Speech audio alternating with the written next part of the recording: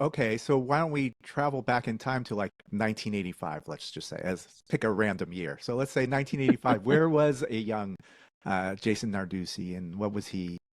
I was 14. I was a freshman at Evanston Township High School, and my friend John Peters, who lives in LA, told me about this band REM. He had just gone to the USC Pavilion to see them on the Fables tour, and he either played me Driver 8 or Can't Get There From Here. That one of those two songs was the first REM song that I heard.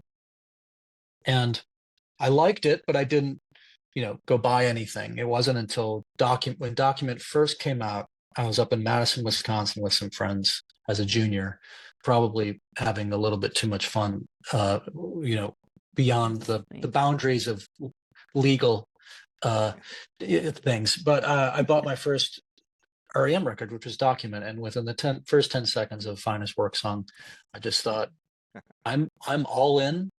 Whatever this band does, I'm going with them.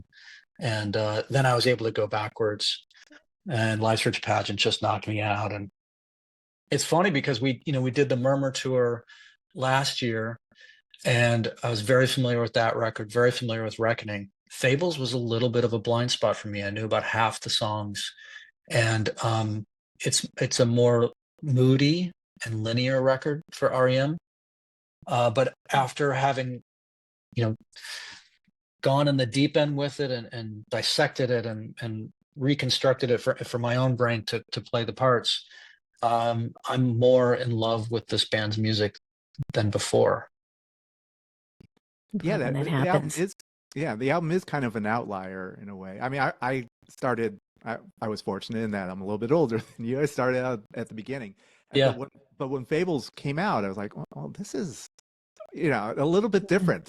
When you first heard Feeling Gravity's Pull, like, okay, right. It's a lot of where tension. It's a where are lot of they? Yeah, tension. where are they heading? What's Yeah, happening here? yeah. This is not jangly pop. This is No, I mean a little bit. There's some of it, but not as well, right, much. right. Yeah, there's a number of songs on there, but yeah, But the thing, and you're right, and so many people mention that, but the thing is it sold more records than Reckoning, and it catapulted them to. I should Way to take go. it. Usually it's us. It catapulted them to much larger venues. My friends saw them at the UIC Pavilion in Chicago. That's 8,000, 10,000 people. Mhm. It's a big venue for a band without a hit song, especially then. Um, so as much as people are like, oh, that's an outlier, it did very well for them. And maybe it was, in that, you go back to that time, and like bands released a record every year. They toured the world and still released a record every year. And maybe it was the perfect setup for Life's Rich Pageant. But their trajectory is so unique in that they didn't play by the usual rules, and they didn't look like the other bands at the time. And I don't know if this is the case for you guys, but I think they were the gateway. I was a punk rock kid, so I was in a punk rock band when I was 10 and 11 years old. So those records felt like my music. Not My parents didn't understand it.